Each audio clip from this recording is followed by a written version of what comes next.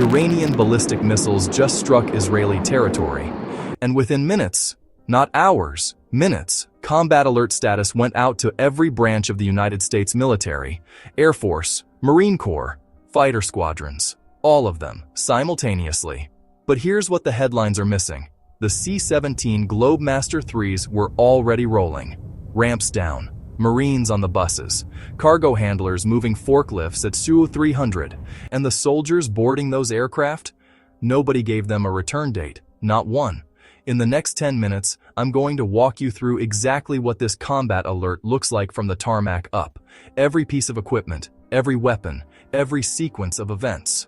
And then, I'm going to tell you what it signals strategically, because this buildup is not random. There is a logic to it. And once you see it, the picture is very clear. Stay with me.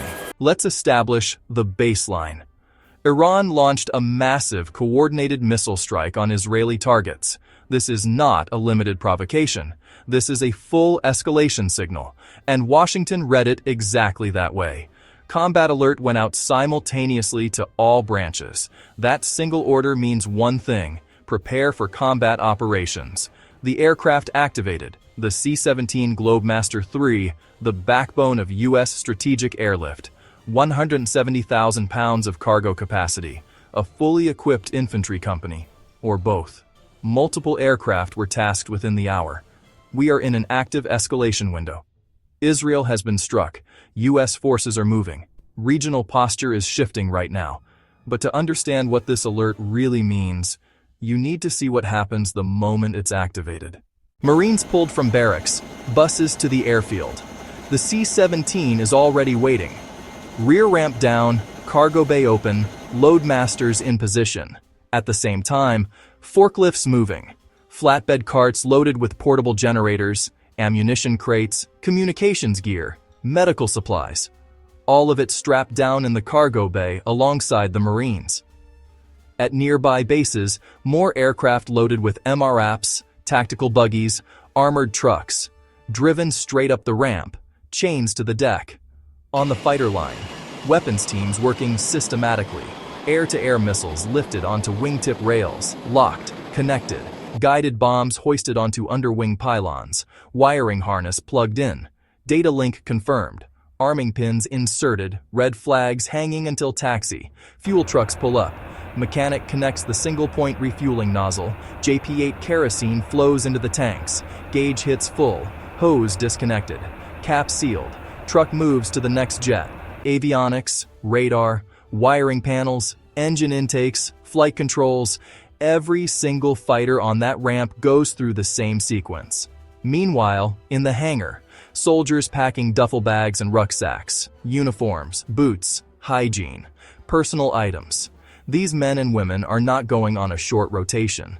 They were packing for an unknown period of time. At dusk, the order comes. Soldiers form up in columns, march to aircraft, walk up the ramp, take their seats. Loadmasters count heads. Ramps close, one by one. The C-17s taxi to the runway and disappear into the dark. That is what a combat alert looks like, not headlines. That. Now here's what the flight tracking data actually shows, and why the Eastern Mediterranean is about to become the most active airspace on the planet. The C-17 movement data tells a very specific story. These aircraft are not delivering troops to one location and returning home. They are establishing a logistical bridge across the Eastern Mediterranean. Multiple bases, multiple countries, continuous rotation. The same C-17s that drop cargo and soldiers are immediately turning around and flying back for more. The original objective of Operation Midnight Hammer was framed as limited, targeted, decisive. The phrase used publicly was that Iran had been essentially defeated. That framing did not survive contact with Iranian ballistic missiles hitting Israeli soil. Here is the gap between the stated narrative and the operational reality. Iran did not launch one mass strike. They launched a distributed retaliation, hitting targets across Iraq, reaching toward Saudi Arabia, probing UAE airspace. 3 separate vectors, 3 separate messages sent simultaneously. That distribution is not a sign of weakness. It is a deliberate signal to every U.S. regional partner. Your bases are in range. Your airspace is contested. Calculate your position accordingly. The C-17 buildup is the US answer to that signal. What is moving into the region is not just combat power, it is the infrastructure for sustained operations. And that means someone in Washington has already decided this will not be resolved in 48 hours. Quick note, if this kind of briefing is useful, clear analysis, no noise, straight to the operational picture, hit subscribe. That is what this channel is built for. New briefing every time something significant moves. Back to it. Iran's response was not improvised. Break it down into 3 components. Strategy 1. Ballistic strikes on Israeli territory. The headline strike. High visibility, high symbolism. The psychological target is Israeli civilian confidence and US deterrence credibility. Every Israeli watching a missile trail in the sky is asking the same question. Can the Iron Dome hold? That question is worth more to Iran than the blast radius. Strategy 2. Distributed hits. Across regional partners. Simultaneous or near-simultaneous strikes on targets in Iraq. Probes toward Saudi Arabia, UAE airspace contact. This forces every regional partner to calculate their own exposure. The message is direct. Neutrality costs something. But partnership with America costs more. Saudi Arabia and the UAE have spent 2 years normalizing ties with Israel. Both now have to publicly reassess, which means Iran wins diplomatically even without winning militarily. Strategy 3. Deliberate restraint on mass casualties. Iran deliberately avoided maximizing casualties. This is not a limitation. It is a calculated ceiling. They have demonstrated full capability while staying below the threshold that forces a total US ground response. They can escalate further. They are choosing not to, yet. That restraint is itself a message. This is not desperation. This is calculation. And the US military movement we just walked through is the direct operational response. So, where does this go from here? I'm giving you 3 scenarios. One of them is almost certainly already in motion. Scenario 1. Negotiated pause. Least likely. Both sides step back. Back-channel diplomacy produces a temporary ceasefire framework. Iran gets sanctions relief signaling. Israel gets a public US security guarantee on paper. Why this is unlikely? The C-17 buildup is not consistent with a diplomatic off-ramp. You do not move MRAPs and build a logistics bridge across the eastern Mediterranean because you are planning to negotiate next week. The operational posture tells the real story. The military machine does not spin up this fast, and this completely for a conversation. Scenario 2. Controlled escalation. Most likely.